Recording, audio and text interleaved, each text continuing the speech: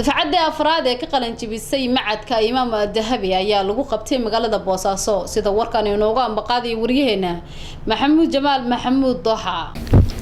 ardaydan oo tiradoodu gaarayso 20 arday isuguna jira laba qaybood ayaa dafcadda afraad ee ka aflaxda macadka Imaam Dahabi ee magaalada Boosaaso. macadku waxa uu dhisan yahay muddo 6 sano ah. muddadii uu dhisnaa macadku waxa uu bulshada ka qabtirayay barashada cilmiga diiniga oo takhasus dheeraad ah ku haysto. xafladda qalinjibinta ardayda ayaa waxa kala soo qayb galay mas'uuliyiin ka kala socda jaamacadaha ka dhisan Puntland, maamulka iyo macallimiinta macadka Imaam Dahabi, waalidiin iyo ardayda qalinjibisay.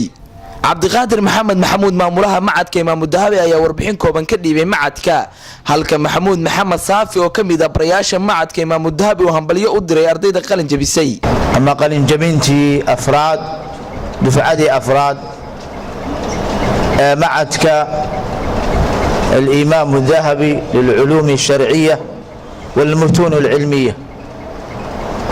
المعهد الإمام الذهبي وحال فري لبكون لبي طبنكي دفعتنا ودفعتي أفراد ومعهد كبحلة لأن أهدافته معهد لو فري marka ahdaafta macadku u dhisan yahay ujeedooyinkiisa bay kamid tahay aqeedadu inay tahay waxa ugu horeeya oo qofka laga soxo عقيدة صحيحة وهيست وحاكلوا أهداف معدك كمدة لو أساسي إن قفك لبرو شريعة الإسلام علمك إنه حقيقة وكتابك أله يسند النبي صلى الله عليه وسلم معدك وحقوق تلقى أرضي يسوي لنعكس كنسة أما فني كسنة وحقوق بحسيين إنه جامعة وتو روح معدك ليه هاي دبلوم معدكم waxa uu xiriir la leeyahay afarta jaamacadooda ugu waaweyn ee bariga Afrika,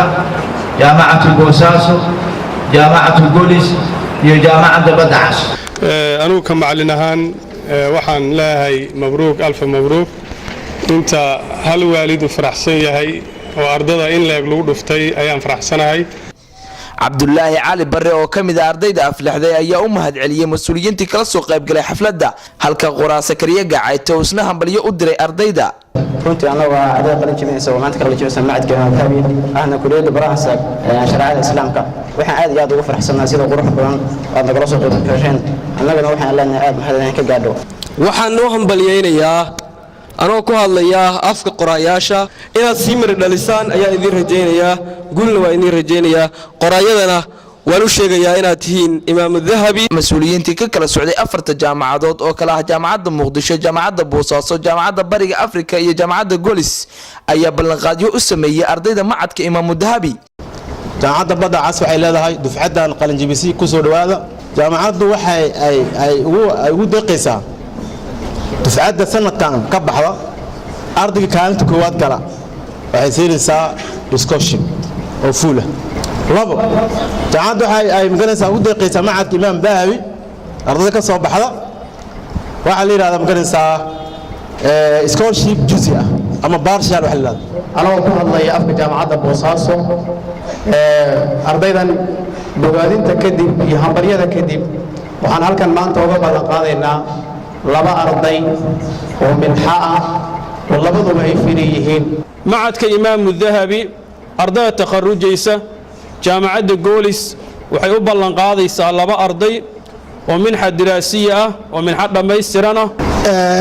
aad iyo aad baan hambalyeeynaa ardayda takharujaysa dufcada afraad waliba qofku inta waad buu jiro xalaqaadka iyo mudaalacashada ay hadhow qiimo yeelan doonaan. macadka Imaam Dahabi waxa uu kamid yahay macaahidda ugu faca weyn ee ka dhisan magaalada Boosaaso. Maxamuud Jamaal Maxamuud Doho, telefishinka Somali News, magaalada Boosaaso.